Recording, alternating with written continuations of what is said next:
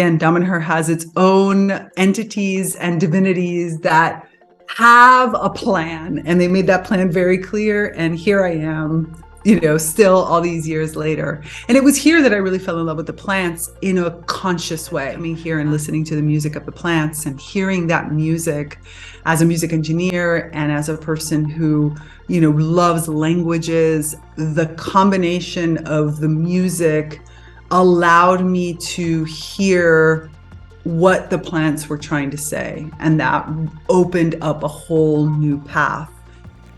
Hey everybody, it's Tanya here. Welcome to another episode of Women Working with Light, a series of interviews with women around the world doing what they love in service to themselves and to others. We are the healers, lightworkers, channelers, wayshowers, starseeds, artists, innovators, and so much more. My guest today is Tigrilla Gardenia of TigrillaGardenia.com. She is a nature-inspired mentor and leadership coach and one of the innovators behind the incredible magic of communication with plants and the devices that allow you to hear them sing their songs. This is part one, where we discuss plant communication, our relationship to nature, and how to live a naturally conscious life in our day-to-day living. Hey everybody, it's Tanya here. Welcome to another episode of Women Working with Light. And today I'm really excited to talk to somebody who I have been wanting to talk to her for ages. I love the work that she does, and it is Tigrilla Gardenia. And I want to say thank you so much for coming and chatting with me, because I know you're super busy. And I'm excited to have you here. Oh, it's totally my pleasure. Tigrilla Gardenia is a nature-inspired mentor, a leadership coach, a speaker, a teacher, and world ambassador for plant intelligence. Her polyethnic and polymathic journey has driven her to be a music engineer, high-tech release manager, intentional dance producer, circus co-owner, Kabbalah teacher, and even on tour with the Cirque du Soleil. For more than 10 years, Tigrilla has been a Damanhur citizen in Italy, one of the largest spiritual eco-communities in the world, where a chance meeting with a musical plant led her to a full-fledged plant reawakening. And that, I think, is where I discovered the work that you're doing, because I saw the videos, the Damanhur videos, years ago when they had just been put on YouTube. And I think, like a lot of people that saw that, I just started crying. It was so overwhelming, because I thought science caught up with what we already know, and here is this wonderful way to hear the energy in the songs of the plants, and that was incredible. So maybe you could share with people a little bit about your connection of Damanhur and how you got to the place that you are with the communication. So there's many different pieces. Basically, I was living in Barcelona at the time. After I came off tour of Cirque du Soleil, I traveled around Europe and then eventually ended up in Barcelona in Spain. And I thought I was going to stay there. I was teaching Kabbalah. I was teaching practical spirituality by this point. I was still going back to the US now and then to produce events. And I was like, oh, this is great. And then a friend of mine came to visit, and she was passing through and she said, hey, we should head to Damanhur, because she was on her way over to Italy. And at the time, I had only cursory heard. I had some of my students that had either been there or had worked closely with the community. So I had no real expectations of what to find. And coming to Damanhur for that first weekend really was a complete eye-opener. I mean, Damanhur is, again, one of the largest spiritual eco-communities in the world. And we have the Temples of Humankind, which is an underground cathedral built completely in the mountain. So it's not like anything you might ever expect. It's not an eco-village, so it's not like one big territory. It's what it would be like when we have finally evolved into living our spirituality 24/7, where it imbues every part of our life. And let's just say Damanhur has a synchronic flow that moves at its own pace. And so when I got back to Barcelona, a series of events happened. And here in Damanhur, I triggered a series of events and was invited to come and spend some time here in the community, helping out to build out like some of the digital media strategy. So the Facebook page, the YouTube, all these different aspects. And it was here that I thought I was going to come for 6 months, and then I would head back to Barcelona and it would all be done. But again, Damanhur has its own entities and divinities that have a plan, and they made that plan very clear. And here I am, still all these years later. And it was here that I really fell in love with the plants in a conscious way. I was living with a lot of plant blindness. I hadn't really recognize, like now, as I think back on my childhood and on several things that have happened to me throughout my life, I realize where those points of connections have always been, but I wasn't aware and I didn't connect the dots until, like you mentioned, coming here and listening to the music of the plants and hearing that music as a music engineer and as a person who, loves languages. The combination of the music allowed me to hear what the plants were trying to say. And that opened up a whole new path. It opened up the opportunity for me to take my kind of, analytical mind and combine it with my sort of spiritual centers and really take a lot of the creative pieces that I've been working and fuse those all together and understand with a completely different logic. And that's, I think, what is the biggest value of, when you start working and you start on your spiritual journey, there's so many things about you that change, and divinities in and of themselves, or your divine aspects, all have a different logic, but it's sometimes hard for us to connect into those pieces when instead we have another being, a physical being that's in front of us that is a little bit more tangible than just thinking about, my higher self or even nature spirits. When you have that tangible being in front of you, and all of a sudden there's an exchange of information that's happening in something that you can put your, understand, like music, it helps you enter into a completely different logic. It helps you move past some of your doubts and your worries. And for me, it opened up the idea that, wait a minute, I could start to look at the world through different eyes. I could experience the world through a different lens. I'm really curious about the instrument itself. And for people who haven't seen that, I'm going to put a link up here to the video so you can actually hear the music.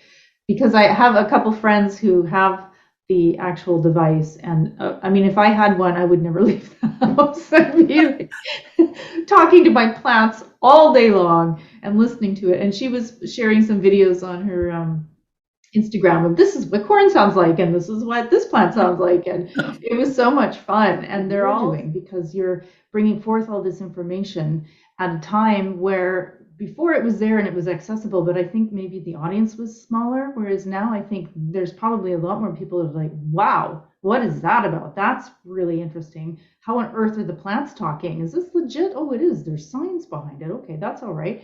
And the spiritual people are like, yeah, we knew that. Now we have the way to listen to it, which is amazing. And so I'm really curious for you to share with people who haven't seen the videos and who haven't heard of what you're actually doing, of the way that you are in the tangible, connecting with the energy and the song and the intelligence of the different plants that you've been working with. Yeah, so this is a great question, and there's several different pieces to it. So one big piece is, of course, what you were mentioning before relating to plant music. So plant music is, and specifically the way that we work with it, or that I work with it, is with a device called the Music of the Plants, which is a device that is, in essence, a musical instrument for plants. And that was, as I said before, kind of my gateway, my opening to everything, what started and kicked off my plant reawakening. And so the Music of the Plants allows a plant to, using their electrical system, so the electrical response of plants, as just like we as humans have an electrical response, so do plants. We fire in our neurons, and they also fire in their cells. And so that electrical response is able to then trigger certain sounds. And over time, the plant recognizes that, kin is the one, or the key is the one that's actually making that. They are the ones that are making that noise, that noise and that sound, and then are able to modulate it and start creating melodies and work with it. And of course, you'll often hear me say that one of the best quotes I ever heard was that we often think that music is a type of language, but in reality, language is a type of musicality because it's music that came first. And so, which is, when we're babies, we make rhythms, we make sounds, we can listen to music and recognize patterns, but also recognize emotions through them. I mean, really, music is one of those languages to which we all can communicate through, so in other words, it is that piece. And so having a plant be able to make music allows us to interact with the plant. And it's the first, for many people, it's the first way to really hear intelligence, in the sense of not just I go and I hug a plant or hug a tree, or I spend some time with my houseplants and I feel good, which is great. And that's something that we sometimes take for granted. We don't recognize it. It's part of that blindness that we still have, where when I hear the music, I start to realize, wait a minute, that plant is stringing together these sounds, which means the plant is making decisions. The plant is choosing. The plant is actually reacting to things, especially when you do things around and you hear in the music. I've had musicians that have sang along with plants or played instruments with plants and seen the melody completely change.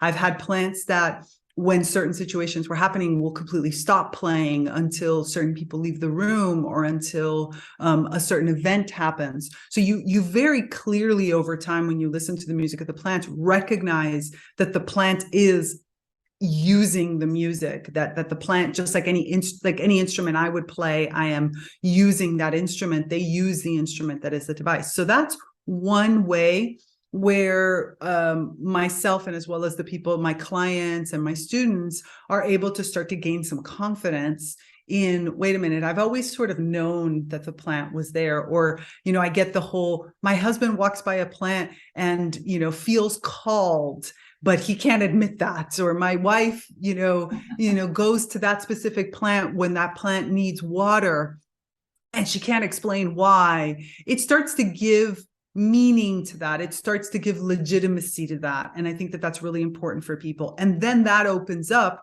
to all those other channels that we actually do know and have felt, but have been maybe too scared or didn't feel confident in being able to admit them to ourselves, or especially to others, which is, that those ways and those senses that plants themselves, we don't even know how plants are doing it yet. I mean, even from a scientific perspective, we know that plants have at least 20 senses, our same 5, touch, taste, and all of those, plus another 15, where they can start to really understand the world.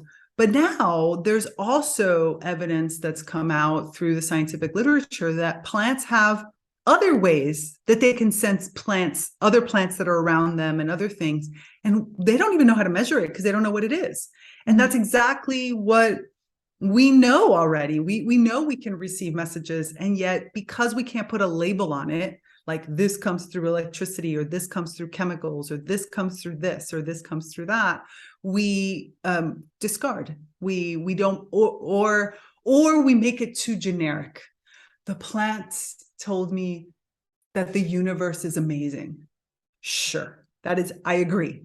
But there's also a lot more, because if you think about it, most plants, especially when you have older forests, that's where the memories of that land are. Those plants have been observing what is happening there for eons, right? And because plants, of the way that they pass their seeds and of the way that they pass on from generation to generation, you're talking about 475 million years worth of history that's all embedded in there. So the plants really are the wisdom keepers, and even the historians of our lands, and the ability for us to extract those memories, to be able to connect with them.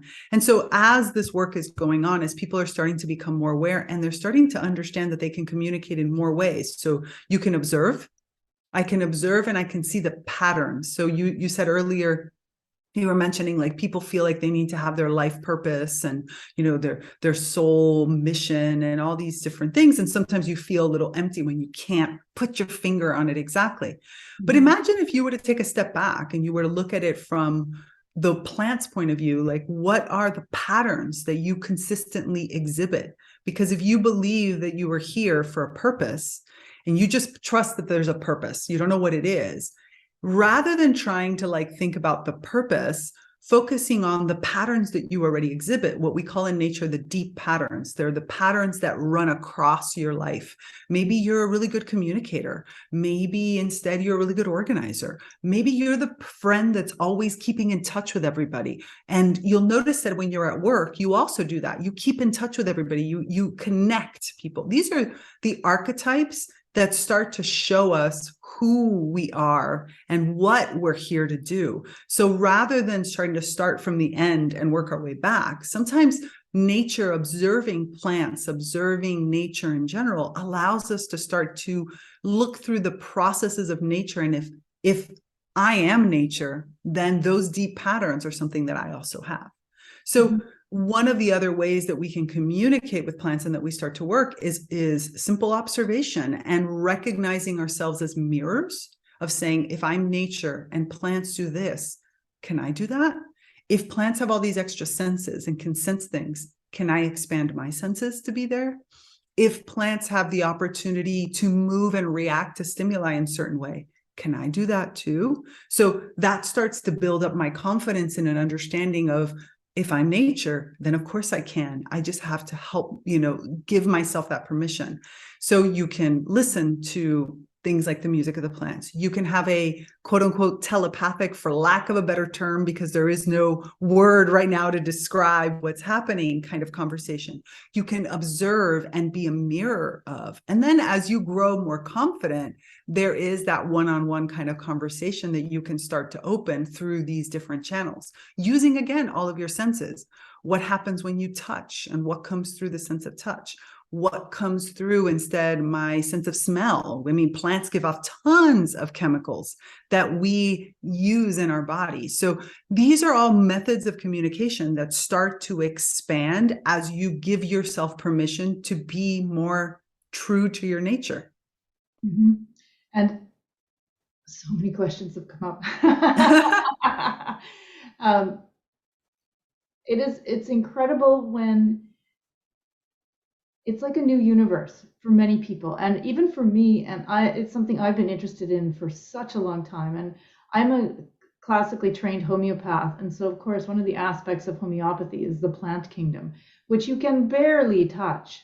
But for me it was so fascinating because there is not only the language of the plants, but there is the healing of the plants in absolute detail as a personified stereotype, because it is repeated every time that medicine is used in a human. So they do in homeopathy, for people who don't know, they do drug trials called provings, and the provings are highly diluted sources of the original, to the point where there's sometimes only the energy signature left of the original. And people will take that and do what are called provings. And so symptoms will come on and it creates what's called a symptom picture. And so each of the plants have their own symptom picture. And then when somebody presents to you in clinic and has that symptom picture and you match with the energy of that plant, that like cures like is the tenet of homeopathy. And it can actually shift the person that is out of alignment back into healing. But the profile of it is so clear. I've said this for years. If anyone is a writer, go and grab Materia Medica of homeopathy, because there is every single human being, their likes, their dislikes, their illnesses in writing. It's right there. But in the plant kingdom, it's so fascinating. So I always had a hard time because it's all in Latin. So I know a lot of the Latin names and I forget the regular. But also for me, the esoteric part, which is called esoteric, I don't really consider it that, because that's the energy that I live in. Homeopathy is very fluid, but there's also the very traditional training that I had, which is very scientific and based on fact and cause and effect. But there is, of course, the energetic and the spiritual aspect. And so for me, there was often a disconnect, because I could feel the energy of the plants. And these are, of course, ones that were familiar to me in the geography that I'm in, even though there's thousands of plants that are now homeopathic remedies. But there was a disconnect for me. And you are speaking very much of that connection now, that because not only are we seeing that plants are sentient, not only are we seeing that they have all these senses and communication abilities, they are also the teachers. And before we go into that line, I just wanted to share, because I'm not sure if you've heard of this, you might have. I live in the Pacific Northwest in Canada, and so I'm very fortunate to be in the land of ancient trees. So some of the trees in my area are 1,000 years old. And they are the old keepers of knowledge and energy. You can feel them, especially when you're in the forest. There was at some point, somewhere in the Pacific Northwest, Canada or the States, somebody had been in a logging site and was devastated by it, but took a slab from one of the old guys. So the 1,000-year-old trees, there's, when you see pictures of the redwoods, folks, the ones that you can't, you put your arms out and 10 people around, that big, right? But they took a smaller piece, and the guy looked at it and he said, geez, it looks like a record. I wonder what would happen if we took this slice and we put it on a record player, and let's see what happens. Have you heard about this? I have. And then they actually heard, and now of course this is up to the discrimination of the people listening to it, but for me, I heard, it's like the age of mechanism. You could hear the forest and the trees, and then the age of all of the inventions and the machines, and you could hear trains, and you could hear the buzz saw and the cutting of the trees, and it was just, I was like, oh my God, it was so overwhelming. And it is true how much that they hold. And there are so many aspects of the families of plants and the way that they are interacting with us that we don't even know about, that it's very humbling.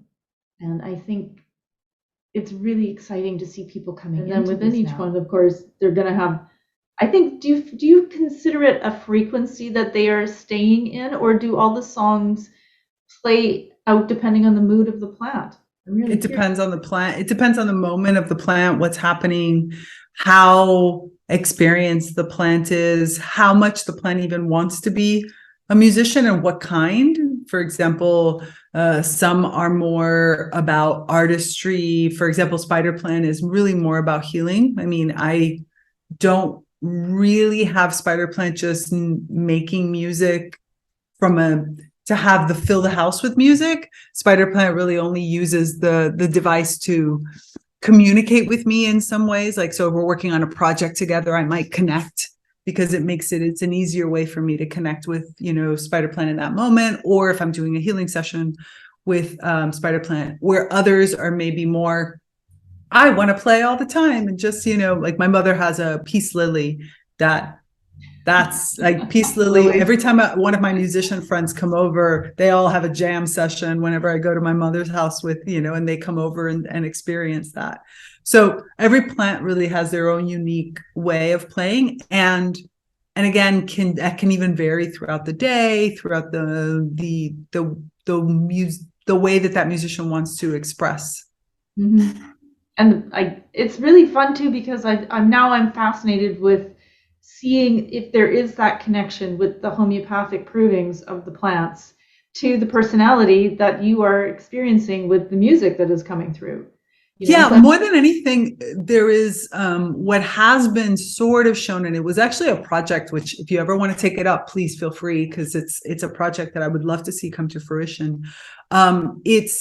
And I do know of some people who work a lot with the music of the plants, and then they work maybe with the essences of the plants. And there is an enhancement to the healing ability of the plant by using that music. So for example, spider plant is a spider plant. I would never ingest spider plant, let's say, or I would never think of using a spider plant as a homeopathic kind of plant. But for example, if you have a walnut tree and you have that essence of that walnut, and you have somebody who's taking that essence, and you're listening to that music by, either live or on a recording, one of the experiments that we had sort of started to work on and would be really amazing to do is, are those healing benefits enhanced through the music? Because we know music therapy works, and we know that we do know from a series of experiments, especially even scientific experiments that I've done and that have been carried out by other people, we definitely know that plants have the ability to enhance their healing through the music. So they can use the music in order for healing to occur. The question is whether or not they can specify whether kin have the ability to dial into certain things that we know homeopathically they can do by using the music. But I definitely know I know people who use plant music as part of their healing routines. Like if they're in a healing path or they're working through something, they'll use the plant music quite a bit. Well, that's what I was curious about is anybody actually taking this technology and using it in healing sessions? Absolutely. I mean, I do a plant music healing session really mostly as a, because I don't consider myself a healer anymore. I have been in the past. So but Spider Plant every once in a while tells me, okay, I want to do some sessions, and I have the ability to do that. But there are also specific healers that are working. So the protocol that I use is a protocol that we developed and then tested in a medical study that we did here in Damanhur. And so I use that specific protocol, and that protocol comes from a gathering of many different healers around the world that I was speaking to, who were telling me how they were using it. And I put these all together in order to come up with this modality. But there are other healers that use plant music as an enhancement to their sessions. So they do sessions of something else, and then they have the plant music. I do know of some that specifically use plant music for the session. In other words, similar to what I do, but maybe with more determined. And oftentimes most people will work with a specific plant. Like they'll have a plant that is kind of the plant doctor, you might say, or plant therapist or healer, or whatever word we want to use, that the plant feels is kind of like, I want to do these sessions. So I have picked random plants to do, but most of the time I will choose plants that, if I do it when I'm traveling, I'll only do it in centers where I know that there are already healers, and then pick one of the plants from the center who tells me, yes, I want to do this.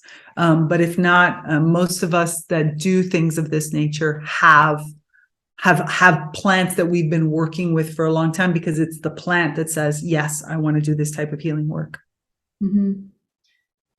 It just got my mind going with so many exciting thoughts and things, Yeah. Especially where I am, because people are very connected to the nature here. Yeah. So I don't know if you heard about, it was like one of the last stands where the old growth forest is a place called Fairy Creek, BC. Yeah, of course. And a lot of people were up there. And I wonder maybe somebody did do this, but I'm thinking about this as we're talking. I wonder what would have happened if they played the music of the forest for the guys that were coming to log. Because that was one of my dream. That was another one of my dream projects. I had back when I was working with the music of the plants, like directly. I had one project which was the healing work, and we were working on different things relating to that. And then the other side of it was what I wanted, a kit that we could give to activists that allowed them to then go out into the sites directly when they were doing protest or when they were doing activism for any kind of logging and stuff like that, and they could play the music. That was one of my little dream projects. Yeah, because I know that there was a lot of contention, because a lot of the people that were working temporarily, hired by the logging companies, didn't really want to be there. You could see how much discomfort there was, and it would be fascinating to see if that would actually penetrate the awareness of those that are in charge of that type of operation, as opposed to those that are on the ground working it.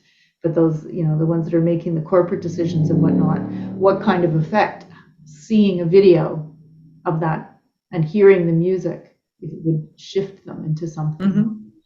Yeah, there's so many applications for it. I think that it's just, I wonder, do you know, or maybe you've done this, or if someone else has done this, have they taken the device into areas where plants are struggling to grow, so drought areas or places where they are doing a lot of cropping and farming? I don't know if they've done any of that. I know that the plants have been. I know that that plant music has been used in a smaller setting, like in the sense of in environments where there is, where you're talking about house plants to help, and it has been taken into some agricultural settings too. But I'm not aware of specifically any projects of that. I have also been a little bit out of the overall projects because I used to be sort of at the center of it, and then once I stepped out of that company, I haven't been hearing as many, only people who directly contact me to tell me about those. I don't collect them anymore, but it would be great to see what are some of the new experiments and some of the new applications that are going out there. Yeah, and to see where it goes, because I'm just wondering about, because you don't really know what you're tapping into, right? There's a complexity of language and communication that we're human. We can't get there. We can just observe it, and maybe even many that we cannot. So it would be interesting, if you were in a healthy, thriving crop and gathered that music and then took it to where the seedlings were in the next year, or if they were in an area that was struggling, would that be going down the roads of genetic manipulation, only through resonance? It's an interesting thought. It's an interesting thought, something to experiment with. Yeah. Well, that's the beauty of being curious, isn't it? Yeah, exactly. But exactly. experimenting with conscious thought and intent, hopefully. Exactly. Is there anything else that you wanted to share about what you're doing and what you're excited about and what your passion is right now? My passion right now, to be honest, is all the community aspects that are starting to be born from this. And that's why, like I said, all of my programs have both an individual as well as a community aspect. So I guess the thing that I would love is for everybody to come to the Naturally Conscious community, to come and participate and to share their thoughts and their feelings and their experiences with plants, and to give space for these new kind of conversations that include our plant partners and our plant allies and collaborators, than just, talking about them. So that's one of the things I love is when people post, I was just talking with Peace Lily over here or Dresenia over here, and we were having this conversation and this was coming up, and what do you think about that? And I love those are the types of conversations that really light me up, and when we see how that changes slowly but surely all these other aspects of your life. Mm-hmm. Yeah, I love that connection of the communication with the plants, and everybody knows this is the old diatribe about the more you talk to your plants, the better that they do. And of course it's true, because they're being acknowledged. You're not talking about them, you're having a communication with them. But you have me thinking now, because I have a house plant that unfortunately we had a drought. I was camping. It was only 2 days, and she must have got in the sun, and she's just slowly died, and it's killed me. But I'm just looking at her in the corner and of the community that's there, and wondering if the community is helping her ease through the process, or if I should try somebody else there. But maybe actually having a conversation, exactly, as opposed to just observing what they're doing. Exactly. So gives me a thought to try that and play and see. Oh, I like it. What they say, which is the best that we could do, right? Just trying and communicating. It's interesting because on one hand, the plants are teaching so much and have so much to offer, and yet on the other, a lot of people use them as a stability, because I have that plant, I'm keeping that plant alive, everything's okay, I'm doing okay. And they're almost like, I've seen this a lot because I'm on Instagram far too much, trying to promote art. And there's a huge world and subculture of plants, plant ladies, and the variety, and learning how to care for them and listen to them. But what I'm really not seeing and would love to see is more people talking about the communication and the interaction between us and them. Because it is true, you can walk into a room that might be, your classic classroom that can be cold and sterile, but if there's a plant or a few plants in there, the energy has shifted. And a lot of people don't realize that, because the plants are communicating on that subconscious level, and that you are interacting with their energy already. And I love that people are sort of starting to see that, oh yeah, there might be a possibility. And why is it that I continually go over the same kind of plants? Or why is it that when I'm in someone's house or somewhere public, I gravitate towards where the plants are? It's a very interesting interaction. And I think they're, like you said, I forgot the word, the scientific word of them being in position. They can't move. Sessile. That's a great word. Sessile. That would be awesome on a mug. But in doing that, it gives them, of course, it's like when you take a sense away from a human, the other senses come on. So I think the evolution of the plants to do that is fascinating. But also because I'm looking out the window now, you can't see in my place either, but I'm a plantaholic. I have plants everywhere. And they're in their little clusters, and I know when they're happy together as a group and when they're not. And so out my window, there's actually ancient forest, and the fall leaves are changing. And I feel them a lot of the time because you can feel them communicating if you become aware of it. And absolutely. And it is difficult. I mean, we can't just deny that there is this massive still disconnection, and we are starting a trend, like you had mentioned earlier when you were saying about the Instagram, sort of like all the houseplant people now who are coming up. And they're still just walking through a little bit of the doorway because they're going to go through aesthetics first. And unfortunately, that's for many people the first path. And aesthetics has its risks. I mean, I remember we launched to the Music of the Plants at the Chelsea Flower Show, and anybody who is a massive plant lover, do not go to a big flower show if you love plants as persons, because they're not treated as persons. Or for example, I just had a retreat here at Damanhur, and we had a lovely group that came, and I took them to a flower show, kind of a different level of flower show in Turin. And it was amazing because they went around asking a bunch of people questions like, okay, so for example, I see you have cacti here, and obviously cacti are not native here. So can you help me understand, how do you get the cacti to bloom? And we had some people who would just look at us like crazy. And I had, like, for example, we had a delightful conversation with a woman who was talking all about the cycles of nature, the water flow, her relationship with each one of these types of the species to understand what are their natural rhythms, how could she create those natural rhythms, their levels of water, their dynamics, without constraining too much, because you don't want to have them you could tell that she was, yes, she sells plants. Yes, plants are to a certain extent a commodity, but you could tell that what she's really doing is sharing like babies that she is listening to treat them with the utmost of respect and with giving them the conditions in which they can thrive in new environments, like a teacher who is teaching young children how to grow up in a world and to adapt to the world that they're living in.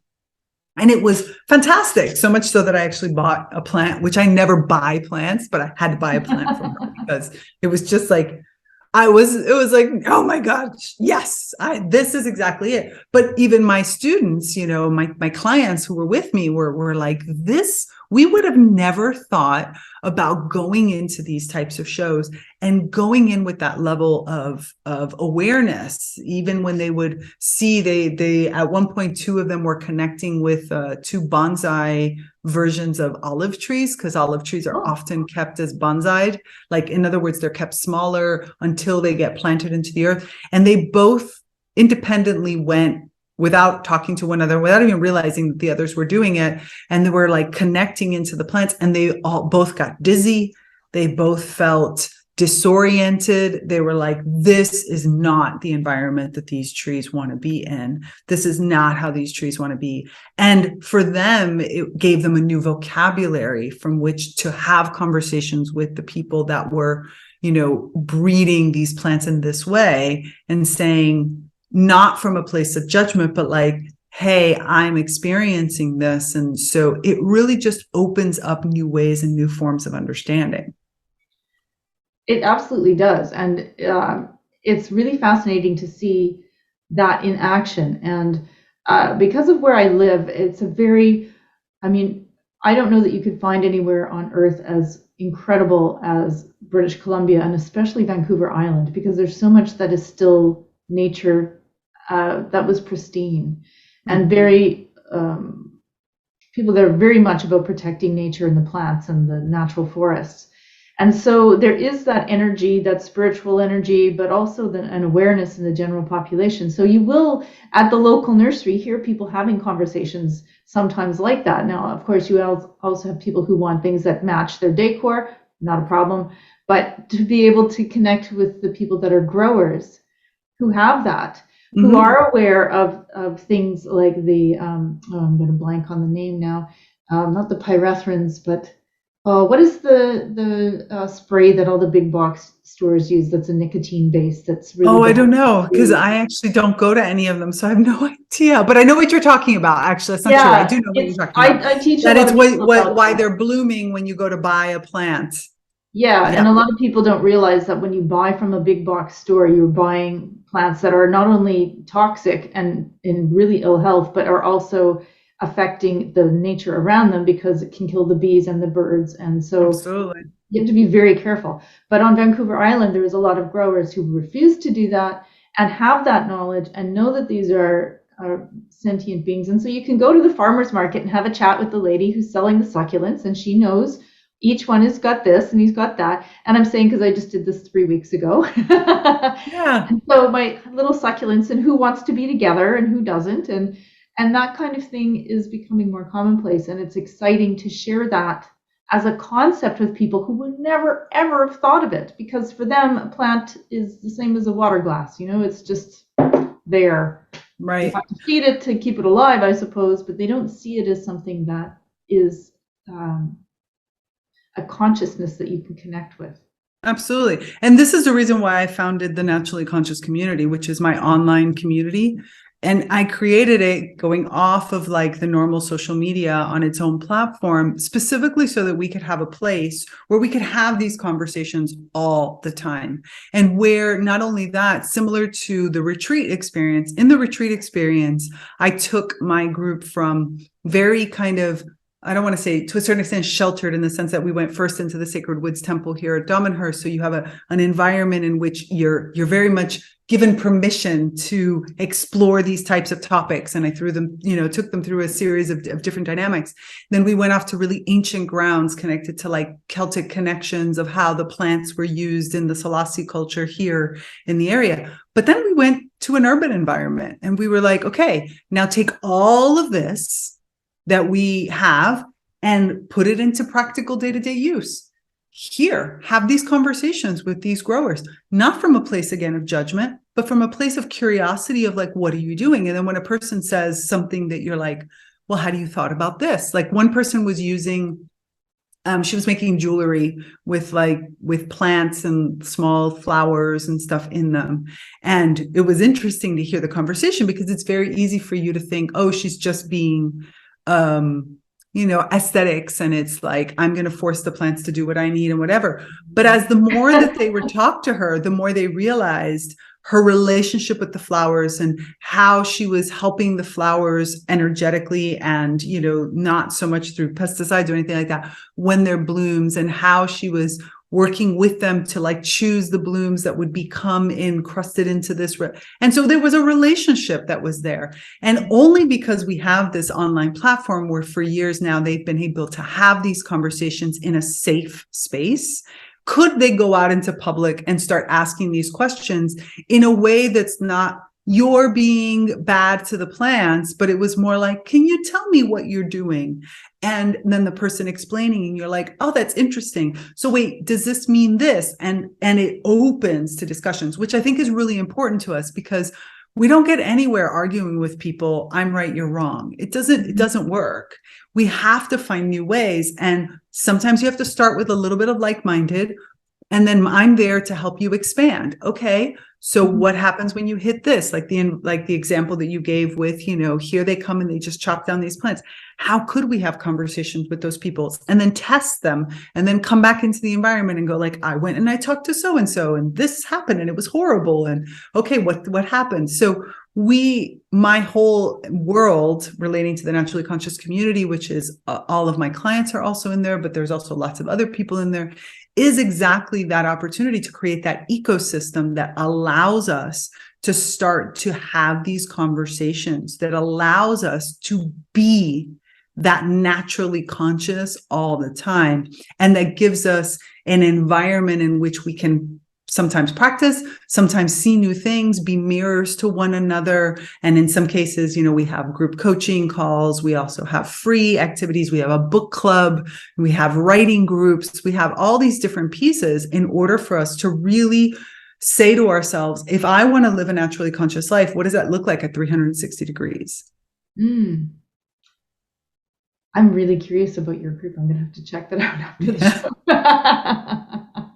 And yay! So people can check that out because I will. So exciting.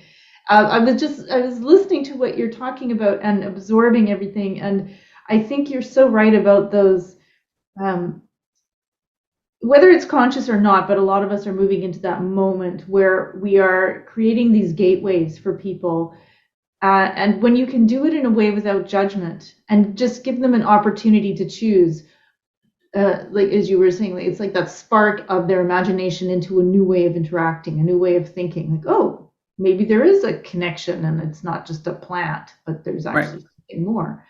And communicating. And I was thinking, because I actually forgot that I did this when you're talking about the women creating jewelry. Back in 2012, I was making Orgonite, and I was compelled through conversations with the plants and interactions with nature to take some of the natural downfall from those ancient forests and actually bring it into the Orgonite and bring it into some jewelry pieces. And I think that is also, it was a gateway of conversation for a lot of people, because back then I used to do some of the local metaphysical shows and the Christmas shows. And so I was explaining to people, and they'd be like, what is that? And I was using skeleton leaves usually, or if I did use anything that was fresh, only with the permission of the trees. Mm-hmm. And always something magical would happen. I'd go in the forest and I'd ask for permission to gather, and then suddenly there would be a leaf there that I could use, or a skeleton leaf there. And aesthetically they're beautiful, but the resonance of them, because I was there on the 12-12-12 gateway. So I made a point of going out to the forest on that moment. And because it was such a pivot point for so many people. Right.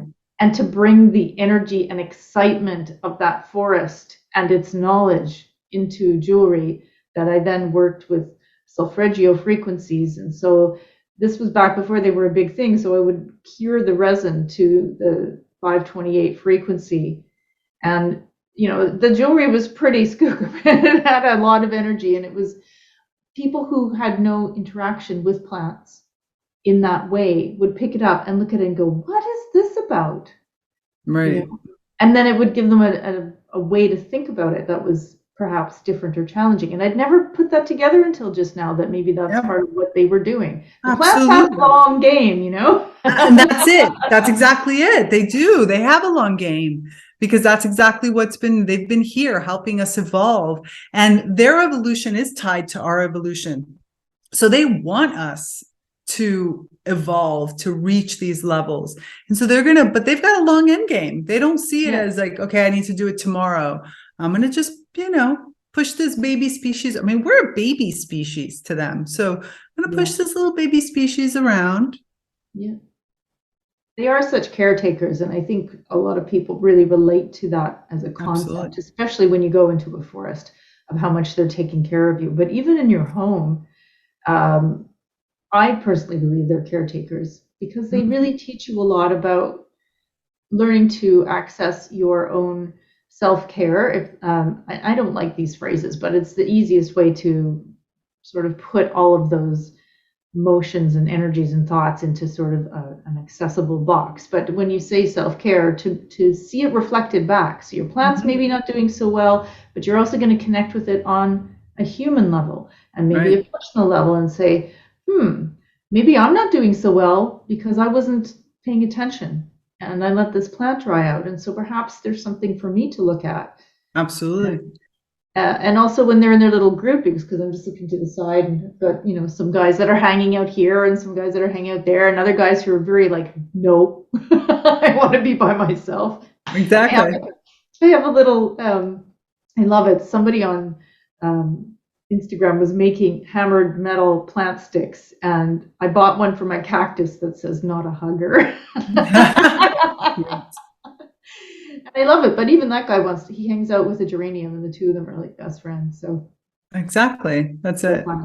So I have a question for you, which is the question that all the people that doing the thing find it challenging. But do you have a favorite plant that you work with?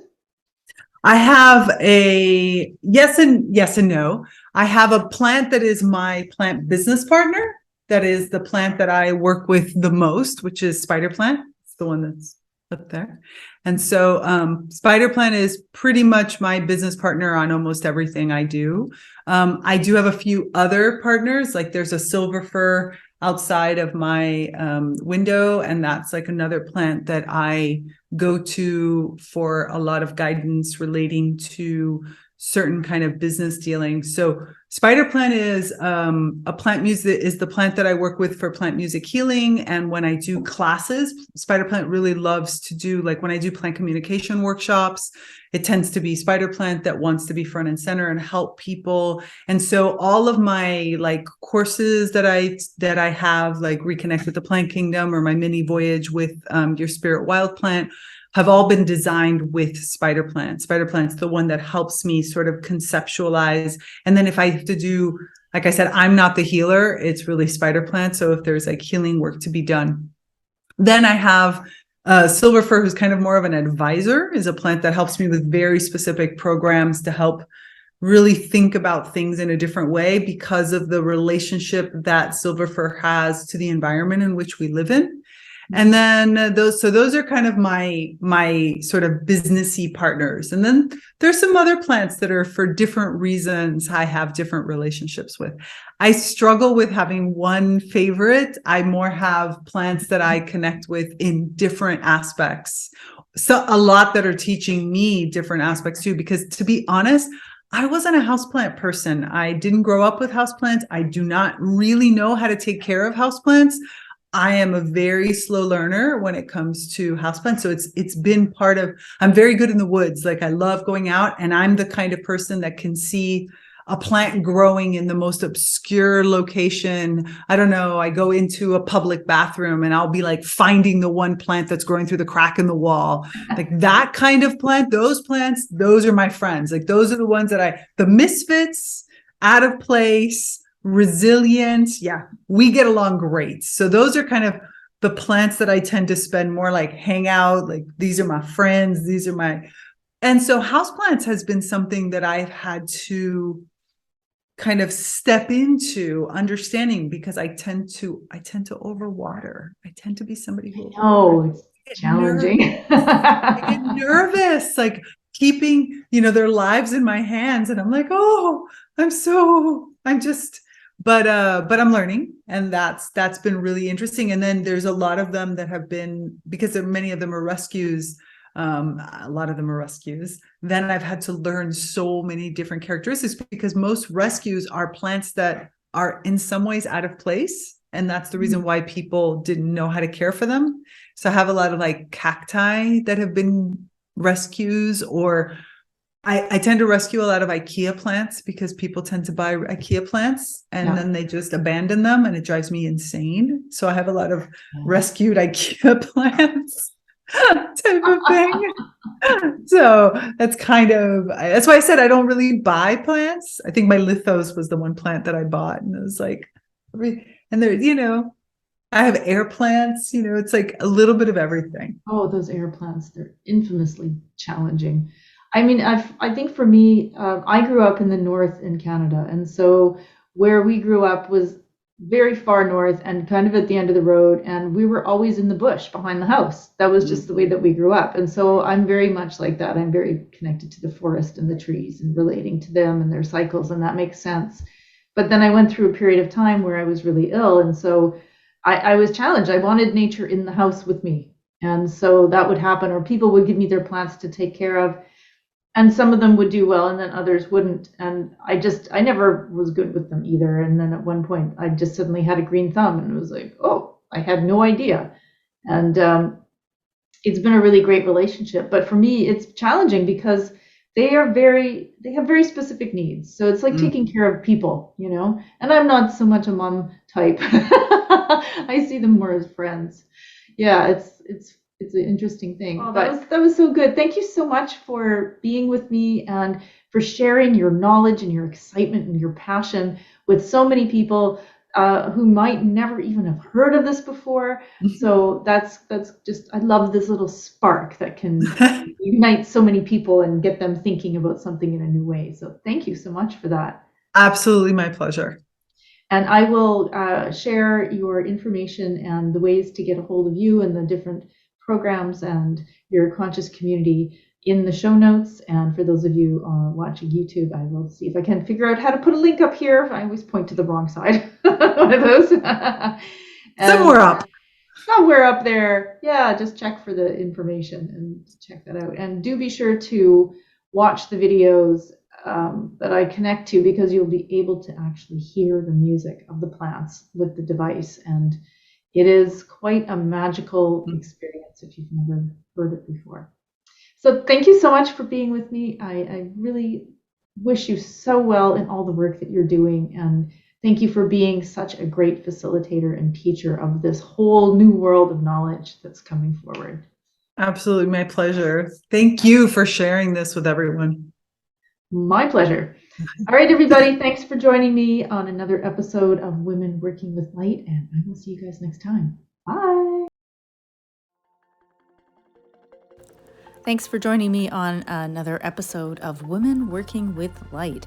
You can find out more about this episode and many others over at podcast.tanyaqc.com. Thank you so much for being here, and if you are resonating with this content, or if you have any questions, or if you yourself would like to be a guest, then pop a comment in below. And don't forget to like, share, and subscribe. And I will see you guys in the next episode.